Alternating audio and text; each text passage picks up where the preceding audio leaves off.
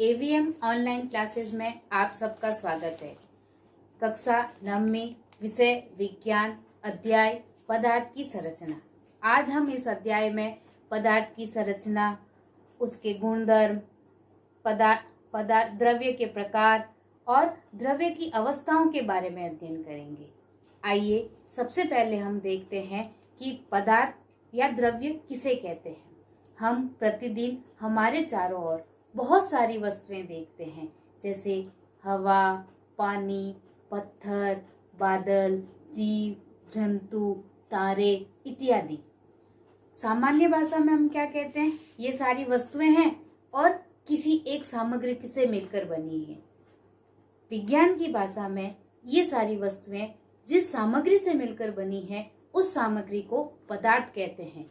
पदार्थ को इंग्लिश में मैटर या एक अन्य शब्द इसके लिए काम में लिया जाता है जिसे द्रव्य कहते हैं।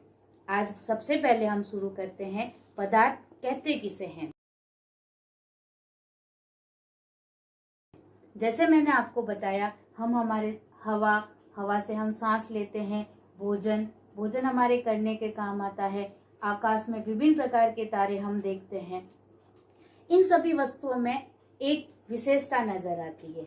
सबसे पहले इन वस्तुओं का ये वस्तुएं एक निश्चित स्थान घेरती है और साथ ही साथ इन वस्तुओं का कुछ द्रव्यमान होता है। इस प्रकार हम एक पदार्थ की परिभाषा हमारे सामने आती है कि वे सारी वस्तुएं जो एक स्थान घेरती है और जिनका कुछ आयतन होता है, उन सभी को पदार्थ या द्रव्य की श्रेणी में लेते हैं।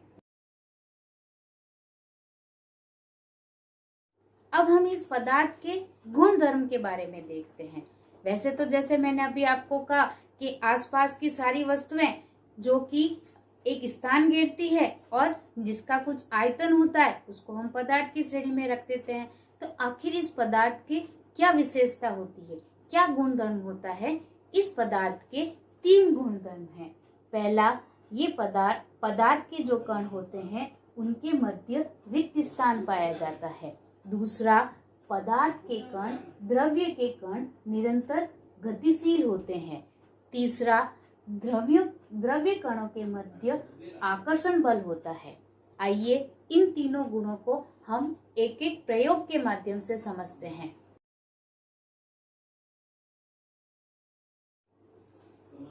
पहला गुण लेते हैं, पदार्थ के कण के मध्य रिक्त स्थान पाया जाता है, यानी द्रव्य पदार्थों में रिक्त स्थान पाया जाता है। इसके लिए प्रयोग करने के लिए हम कुछ सामग्री लेते हैं। ये सामग्री हमारे घर पे भी उपलब्ध है। जैसा मैं आपको प्रयोग करके बता रही हूँ, आप इस वीडियो के बाद अपने घर पे खुद इस प्रयोग को करके देख सकते हैं। हम सबसे पहले एक कांच की गिलास लेंगे, उसको पानी लेंगे, एक चम्मच और एक कटोरी में शक्कर लेंगे। आइए अब हम इस प्रयोग को करके देखते हैं।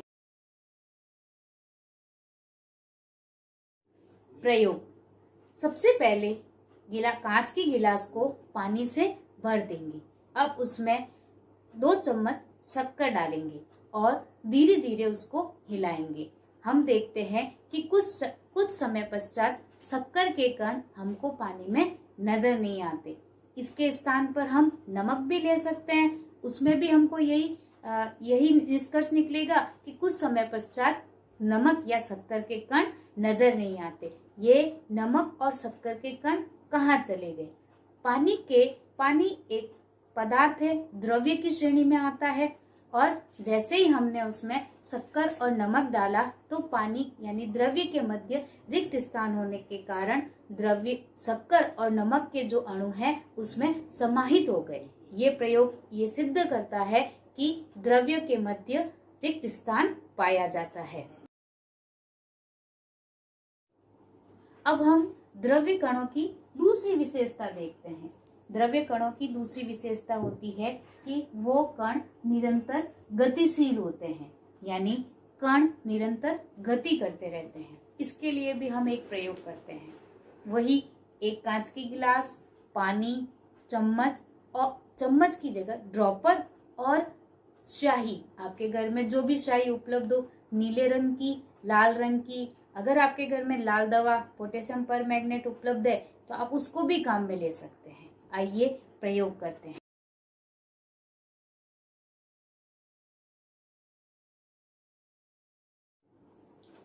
सबसे पहले हम कांच की गिलास में पानी डालेंगे और फिर उसमें ड्रॉपर की सहायता से 2 बूंद शाही की डालेंगे। हम देखते हैं कि जैसे ही हम शाही की 2 बूंद डालते हैं, कुछ समय पश्चात पूरे गिलास का पानी नीले या लाल रंग का हो जाता है। इससे क्या सिद्ध होता है? इससे ये पता चलता है कि जब हमने शाही की कुछ बूंदें पानी के अंदर डाली तो शाही की बूंदों के जो कण थे वो धीरे धीरे गति करते हुए पूरे पानी में फैल जाते हैं और पूरे पानी का रंग नीला हो जाता है। इस प्रयोग से ये सिद्ध होता है कि पदार्थ के कण निरंतर गतिशील होते हैं। पदार्थ के कण निरंतर गतिशील होने से क्या तात्पर्य है?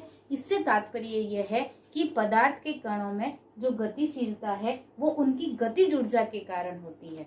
यानी पदार्थ के कण निरंतर गतिशील होते हैं और उनमें गतिज ऊर्जा पाई जाती है।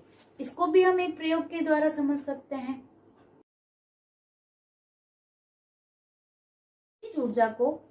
इस गतिज ऊर्जा पर ताप का प्रभाव पड़ता है। यानी पदार्थ के कण जो गतिशील है उस पर भी ताप का प्रभाव अलग अलग होता है। इसको भी देखने के लिए हम एक प्रयोग करते हैं। 2 गिलासों में, एक गिलास में कांच की गिलास में ठंडा पानी लेंगे और एक कांच की गिलास में गर्म पानी लेंगे। जिसमें हमने सामान्य पानी लिया है और जिसमें गर्म पानी लिया है, उन दोनों पर लेबल A और B लगा देंगे।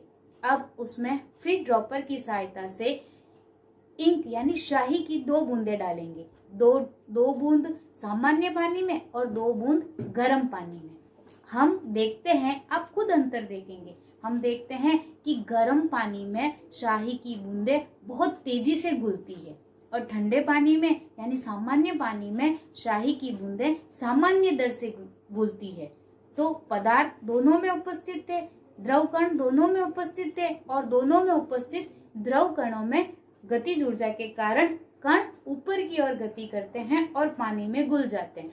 चूंकि गिलास बी में गर्म पानी था तो गतिज ऊर्जा का मान बढ़ जाता है और द्रव कण जल्दी से घुल जाते हैं, और गिलास ए में सामान्य पानी था तो गतिज ऊर्जा की दर इतनी नहीं रह पाती है। इस प्रयोग से यह निष्कर्ष निकलता है कि जो पदार्थ के कण निरंतर गतिशील होते हैं वो गतिशीलता उनकी गतिज ऊर्जा के कारण पाई जाती है और गतिज ऊर्जा का मान ताप परिवर्तित करने के साथ साथ परिवर्तित होता है।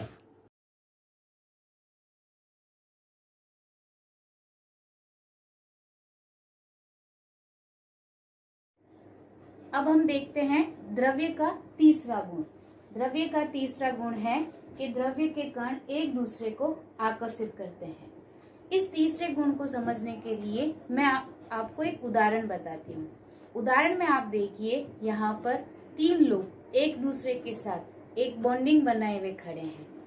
ये एक जैसे बिहू नृत्य होता है उसी तरह से एक दूसरे के हाथ को कमर से पकड़े हुए मजबूती के साथ खड़े हुए।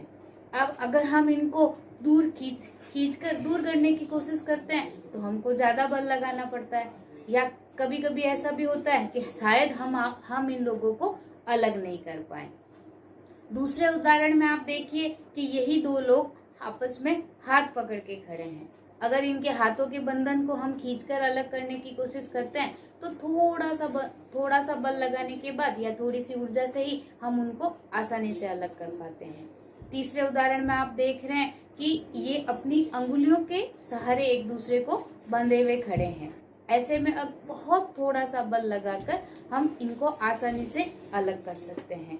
तीनों ही उदाहरण में आप देख रहे हो कि अणु आपस में जुड़े हुए हैं। ठीक इसी प्रकार से पदार्थ यानी द्रव्य के जो अणु होते हैं वो एक दूसरे को आकर्षित करते हैं और एक दूसरे के साथ जुड़े रहते हैं, और ताप के प्रभाव से इनको अलग अलग किया जा सकता है।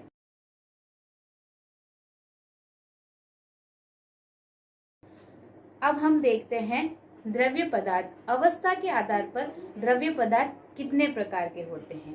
इससे पहले अवस्था के आधार पर द्रव्य पदार्थ 3 प्रकार के होते हैं, ठोस, द्रव और गैस। इनको समझने से पहले मैं आपको कुछ और बताना चाहती हूँ। द्रव्य यानी पदार्थ किससे मिलकर बने होते हैं। हम सभी जानते हैं कि ये जो द्रव्य होते हैं ये छोटे छोटे कणों से मिलकर बने होते हैं। इन कणों को हम अणु के नाम से जानते हैं और इन अणुओं का सबसे छोटा भाग होता है उसको हम परमाणु के नाम से जानते हैं। तो इससे स्पष्ट होता है कि ये जो पदार्थ होते हैं ये छोटे कणों यानी अणु और परमाणुओं से मिलकर बने होते हैं। परमाणु की संरचना। अब हम देखते हैं कि पदार्थ जिस सूक्ष्म कणों से बना होता है उसे हम अणु के नाम से जानते हैं और इस अणु की सूक्ष्मतम संरचना को हम परमाणु कहते हैं। मैं आपको यहाँ पर परमाणु की संरचना के बारे में बता रही हूँ। परमाणु किसी भी पदार्थ का वह सूक्ष्मतम कण होता है जिससे वह पदार्थ निर्मित होता है और इस परमाणु में उस पदार्थ के सारे गुण निहित होते हैं। अगर हम परमाणु की संरचना देखें तो परमाणु के मध्य एक नाभिक पाया जाता है और इस नाभिक में प्रोटॉन और न्यूट्रॉन उपस्थित होते हैं। प्रोटॉन धनावेशित कण होते हैं, न्यूट्रॉन निरावेशित कण होते हैं और इलेक्ट्रॉन इसके बाहरी कक्ष में चक्कर लगाता है। अब आपको स्पष्ट हो गया होगा कि कोई भी पदार्थ सूक्ष्म कणों से मिलकर बना होता है। इन कणों को हम अणु और परमाणु के नाम से जानते हैं। अब हम पढ़ते हैं ठोस पदार्थों की विशेषताएं। द्रव्य पदार्थ को अवस्था के आधार पर 3 भागों में बांटा है। अभी थोड़ी देर पहले मैंने आपको बताया था ठोस, द्रव और गैस। सबसे पहले हम ठोस पदार्थों के गुण धर्म के बारे में, उनकी विशेषता के बारे में जानकारी प्राप्त करते हैं। ठोस पदार्थ का आकार निश्चित होता है, इनका आयतन निश्चित होता है और इनका घनत्व भी निश्चित होता है। आप देखते हो कि ठोस में अणु पास पास होते हैं, अतः इनको और अधिक दबाया नहीं जा सकता, अतः इनकी जो संपीड़नता होती है वो नगण्य होती है। चूंकि इनके अणु पास पास होते हैं अतः इनमें विसरण बहुत कम होता है। अब आपको समझ में आ गया होगा कि ठोस पदार्थ में कण पास पास होने के कारण उनकी एक आकृति, आयतन और घनत्व निश्चित होता है और इसी कारण अंतराण्विक बल अधिकतम पाया जाता है। उदाहरण लकड़ी, पेन, कंप्यूटर इत्यादि। द्रव के गुणधर्म यानी लिक्विड के गुणधर्म। लिक्विड पदार्थ का जो आकार होता है वो अनिश्चित होता है। जैसे बोतल का पानी यदि गिलास में डाल दे तो वो गिलास के आकार का हो जाएगा। जब तक वो बोतल में था बोतल के आकार का, जब वो गिलास में आएगा तो गिलास के आकार का। इससे स्पष्ट है कि इनका आकार अनिश्चित होता है, लेकिन इनका जो आयतन होता है वो निश्चित होता है। घनत्व, द्रव पदार्थों का जो घनत्व होता है वो ठोसों से कम होता है लेकिन गैसों से ज्यादा होता है।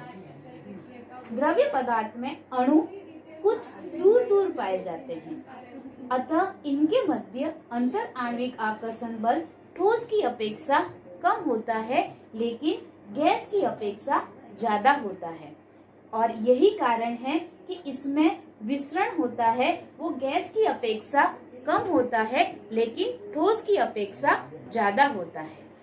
उदाहरण पानी, तेल इत्यादि। गैस पदार्थों की विशेषताएं। आप देख रहे हैं कि गैस पदार्थ के अणु दूर दूर उपस्थित होते हैं, अतः इनका जो आयतन और घनत्व दोनों ही अनिश्चित होते हैं। यदि ये बोतल में है तो बोतल के आकार का, गुब्बारे में है तो गुब्बारे के आकार का, खाली गिलास में नजर आ रही है वायु तो वो गिलास के आकार की। स्पष्ट है कि गैसों का आयतन और उसकी आकृति दोनों ही अनिश्चित होती है। आप देख रहे हैं कि जैसे ये अणु दूर दूर उपस्थित है, अतः इनके मध्य अंतर आणविक बल सबसे कम पाया जाता है। और दूसरा, ये दूर दूर अणु उपस्थित थोड़े से ताप की सहायता से और अधिक दूर चले जाते हैं। स्पष्ट है कि इनमें विसरण सबसे ज्यादा पाया जाता है। अब आप देख रहे हैं कि ये जो अणु दूर दूर है, अगर हम इनको इस तरह से दबाएं, प्रेशराइज्ड करें, तो इनकी जो संपीड़नता होती है वो सबसे ज्यादा होती है। तो अब आप देख रहे हो कि गैस पदार्थ की क्या विशेषता, आयतन, आकार दोनों अनिश्चित, संपीड़नता ज्यादा, इनके अंतर आणविक बल सबसे कम और विसरण भी अधिक पाया जाता है। उदाहरण के लिए नाइट्रोजन, ऑक्सीजन इत्यादि गैसें।